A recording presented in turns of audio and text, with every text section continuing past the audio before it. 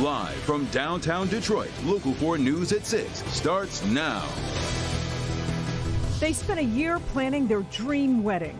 And our wedding plans went up in smokes. Now, just days from the date, this couple is scrambling to find a new venue because of the fire that tore through historic downtown Holly.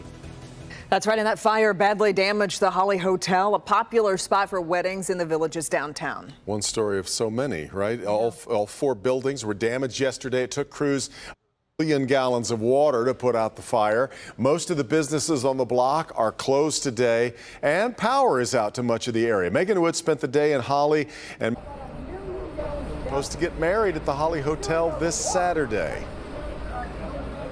That's right. First COVID and now this. So this couple, Kyle and Katie, wanted to get married at Battle Alley and Holly Hotel. But take a look behind me. You can see what it looks like now. And then take a look from Drone 4. You see all those bricks? That's what used to be this arcade and antique shop. And the damage just gets worse. And so these businesses are closed. The alley is closed. And now this couple is scrambling.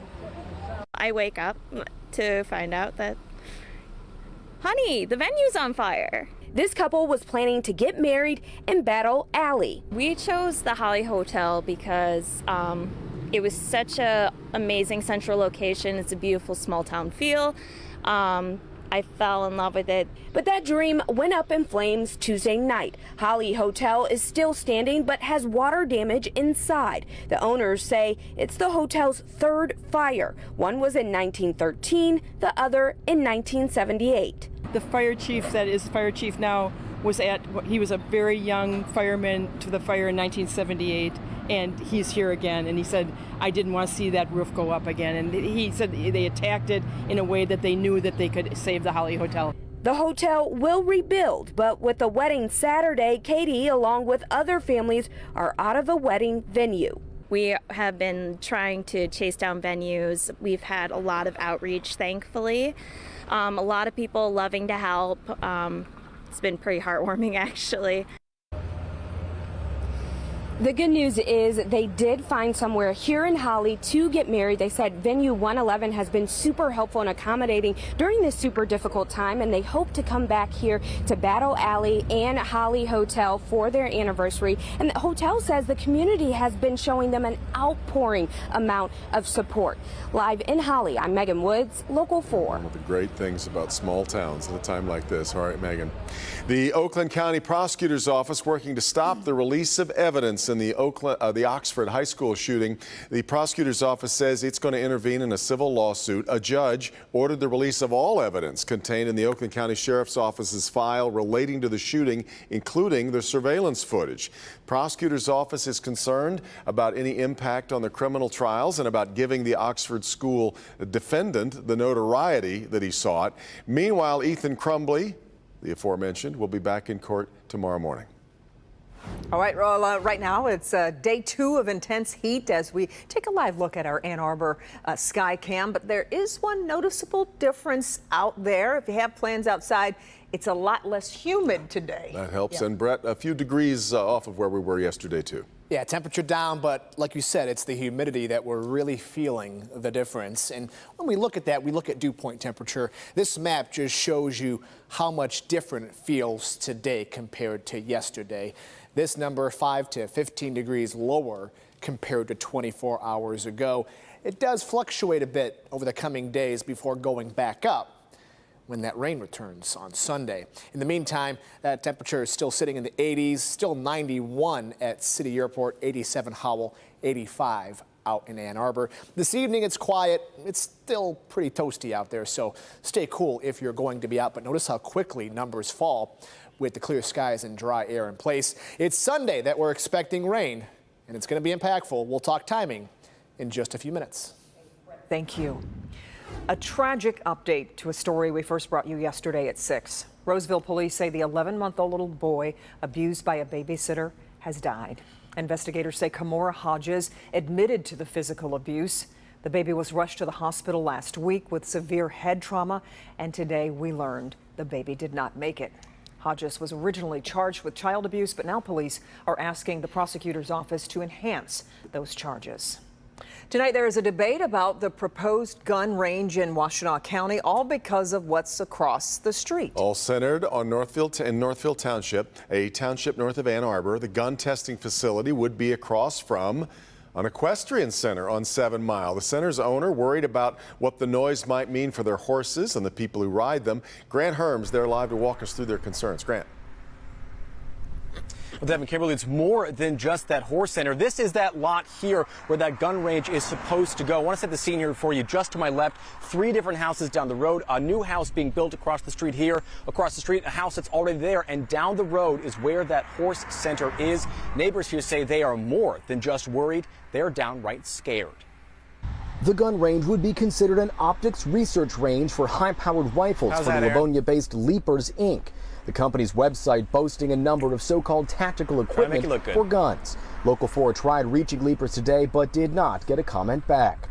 The Northfield Township Planning Committee signed off on the range, which would allow high-powered rifles to be shot between the hours of 8:30 and 4:30 3 days a week.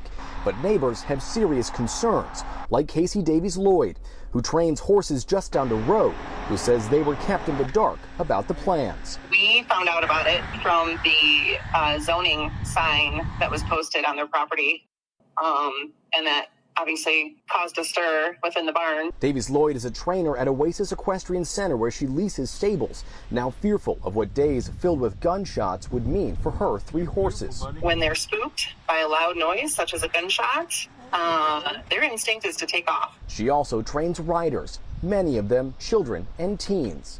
My job as an instructor is to keep those kids safe and to teach them how to do things properly. So having a gun range or a gun facility or whatever they're calling it proposed to move in that close to my facility makes my job immensely more difficult. And Casey is also worried about her livelihood. She says she may have to move from the Oasis Center if her clients and her riders don't feel safe there, or if she doesn't feel safe there, or her horses don't feel safe there. I also talked to the owner of Oasis today by phone. He was out of town, but he said he's worried that his livelihood is at stake, as well as his property value. He said he was trying to sell part of his land, and buyers walked away because of what would go up on this land here. Back to you. So, Grant, what do we reckon is going to happen here next? Seems like neighbors want to put a stop to it. They do, but right now, everything is up in the air. Last I talked to that owner, he said that this now goes to the Township Board of Trustees, and they say that their hands are pretty much tied by township ordinance, which means a gun range will go here unless something else happens. The next meeting of those trustees is June 28th. Devin? All right, Grant. The Help Me Hank team is looking into how President Biden's proposal to suspend the federal gas tax would impact you. Well, we just did another scan of gasoline prices around Metro Detroit. Drivers in Oakland County are paying the highest prices in the area at $5.29. In Wayne and Macomb counties, drivers are paying about $5.21. Hank Winchester's live in Southfield tonight. Hank, Governor Whitmer is talking about the president's move today. Yep, the governor is speaking out, and obviously we heard from the president earlier today. Let's take a live look at the numbers here in Southfield. We're at 13 at Southfield Road, clocking in at 529. If the president's plan moves forward, and this is a big if, the average driver driving the average vehicle would save about $2.25. Here's the deal. Every little bit helps. Today, the prices around Metro Detroit hovering around $5.20 a gallon. Now a move by the president to put some more money back in your pocket while you're at the pump. But people like Jesus Hanaya of Detroit, he doesn't think it's enough. The president's saying you're going to save roughly about $2 each time you fill up. Think it's a step in the right direction, or more needs to be done? $2 every time I fill up? Yeah. What's $2 to, you know, if I'm pumping 30 more for a full tank? Let's take a look at the real numbers. The move by President Biden to temporarily suspend the federal gas tax means that it would save you roughly 18.4 cents in federal tax for regular gas, 24.4 cents for diesel fuel. The typical driver with a 15-gallon tank would save about $2.21 every time you fill up. Right now, the average gas price in Michigan, $5.13, nationally, $4.95. The governor recently shared this message on Twitter. That's why I sent a letter to President Biden today urging him to temporarily pause the federal gas tax. Getting this done would save Michiganders money right now. And today, Governor Whitmer also saying she supports suspending the state's gas tax. That would pump an extra 50 cents per gallon right into your pocket. Back out here live, so whether we're talking about the governor's plan here in Michigan or the president's plan, they can't act on their own.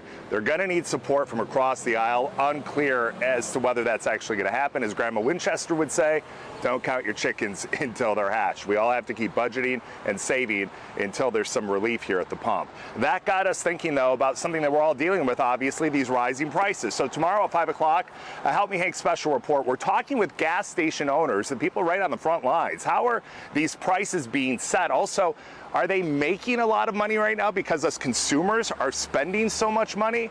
Well, you may be surprised to see what really plays out here. We're doing the math, we're crunching the numbers. We'll see you live Thursday at 5 o'clock. For now, we're live here in Southfield. Hank Winchester, Help Me Hank, back to you. And trust in Grandma Winchester, Hank. She knows what she's talking about. The team at Nightly News is going to be digging deeper into the likelihood the president's proposal gets congressional approval. That's ahead at 6:30 on NBC Nightly News with Lester Holt.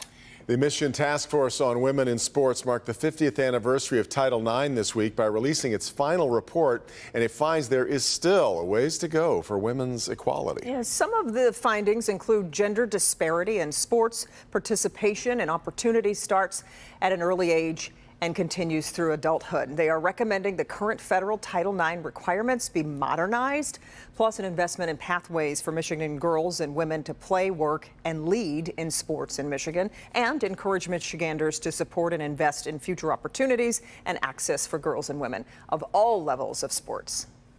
The recommendations and proposals are data-driven. They're based on the research findings developed by this task force, as well as previous studies, and if implemented, they will make a marked difference for women and girls all throughout the state of Michigan, and indeed for all of us.